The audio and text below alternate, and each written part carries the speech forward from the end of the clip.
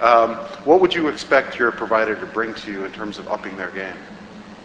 I think the key thing that we were trying to tease out of our Indian provider was unlocking the skills of the Indian team. It seems to me every time I visited my outsourcing center in Chennai, I would meet people who had fantastic ability to solve problems, and yet they were constantly hidebound by the SLA, process-driven, metricated way of reporting. And I made it my business to strip away the team leaders and actually talk to the teams themselves away from their management to try and get their insights into the way that they could help my business. And so when I'm looking for a new vendor, what I'm trying to get to is to tap that higher quality potential. I'm not so interested in your ability to process X thousand invoices faster than anybody else. I'm sort of taking that as read. What I really want to get from you is, can I tap the brain power, the high quality logic solving abilities of your staff? And the vendors like Xansa that I've worked with, when I can reach in and grab that team, we've had fantastic results. So you're really looking at the potential for them to exceed the boundaries of what they may be contracted to do in an innovative way. It goes to Padma's point, which is to walk the talk. Right. I hear so much about moving up the value chain. I hear so much about global excellence. Actually, what I want is my problem fixed yesterday without me having to ask for it. And of course, as a finance guy, preferably without paying for it either. Well, that's great. Thank you so much, Sam. You know, one of the things that I look for in the marketplace is I hear one of my favorite words is innovation, and very often when we get briefed by suppliers, they want to talk to us about their innovation, and I always ask for evidence of innovation in contract form. You talk about output-based or results-based contracting, which is something that I think is sort of a leading indicator of something that's quite innovative. Can you talk, without saying who your provider is or maybe being terribly specific, can you give us an example of where you've got a relationship with somebody that's based that way?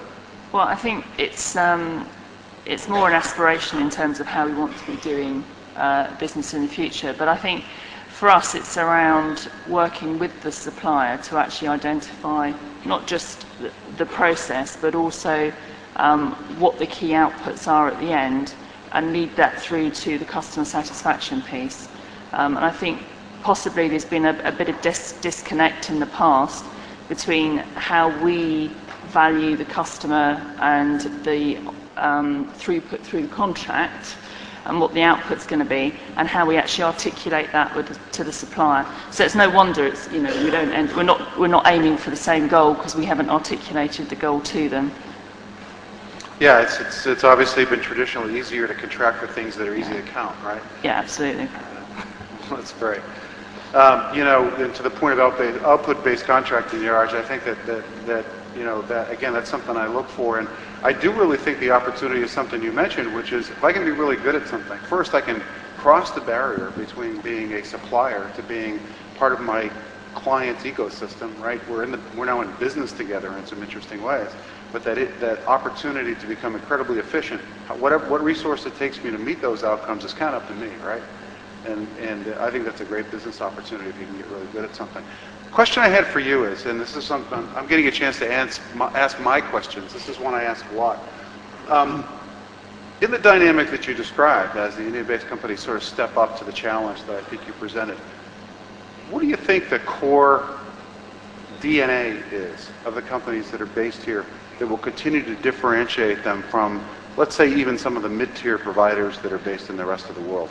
What's the characteristic of companies that have strong capabilities here that they should retain?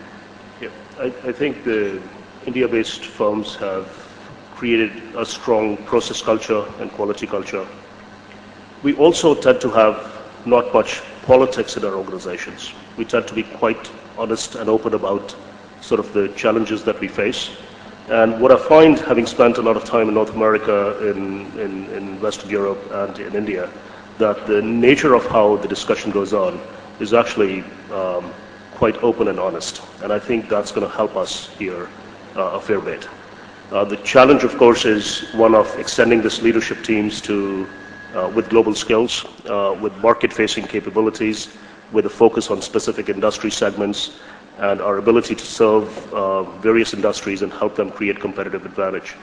So really, it's the focus on building on top of the capabilities we already have, continuing to leverage the economic model that's working well for us, taking elements of the profits that we are currently, creating, and investing quite rapidly in innovation.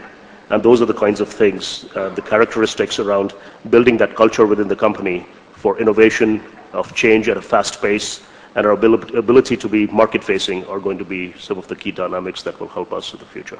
Great, thanks. And Padma, I think you gave a great description of what I was referring to earlier when I talked about building out a global sourcing capability. You talked about all the elements and how you're bringing them together, and its geography, and its skill, and its cost. One of the things that I was interested in was your comment about an intentional design at Perot that says, we're going to peg kind of a revenue per employee. We're going to peg a profitability level based on the work we do. Does that limit the things that as you source? Do you make intentional decisions about segments of the market you're not going to participate in? We have been quite careful so far and very successful in the markets that we have chosen to play in. And if you look at our healthcare presence, we own 40% of the market share in the U.S. in the payer and provider segments, and that's been a very deliberate strategy in entering that market with full service provisioning and expanding our presence in that market in terms of service offerings. We continue to nurture and grow other verticals and markets like financial industry, logistics, manufacturing, and so on and so forth. But most importantly, what we are trying to do is exactly what Neeraj talked about, in that how do we bring value as a provider beyond resources? And that's been really the thought process behind our strategy, and whether that is a set of tools, methods, processes, higher levels of professional services through our consulting organizations. We continue to take leadership positions with our customers in those areas and have had very, very rewarding relationships through it. Great. Another thing that I thought was interesting about what you talked about is in some of the segments that you just mentioned, I think that Perot has been very successful in finding some market segments that are not huge enterprise scale. You mentioned the payer and provider in the U.S. I think that's quite interesting. And I'd be curious, do you find, as part of your sourcing strategy, the deployment of some of these newer models that we talked about, do you find yourself experimenting with on-demand, for example, or software as a service in those spaces? With our IT infrastructure capability, I think we're certainly trying to embark in those areas. Our most recent offering would be application outsourcing services. I don't think we've found yet aggressive customers who have come across on demand on custom applications, but definitely on enterprise solutions like SAP and Oracle. I think we do see a tendency to go towards that, and we're quite aggressively pursuing those opportunities. Great, thank you. Well, I want to start by thanking my panel for some great comments, and we'll open ourselves up to your questions. If anybody has any, please raise your hand, and I think someone will find you with a microphone. And again, if you could identify yourself, and if it's a question for a particular panel member, please tell us. Otherwise, we'll respond as we can.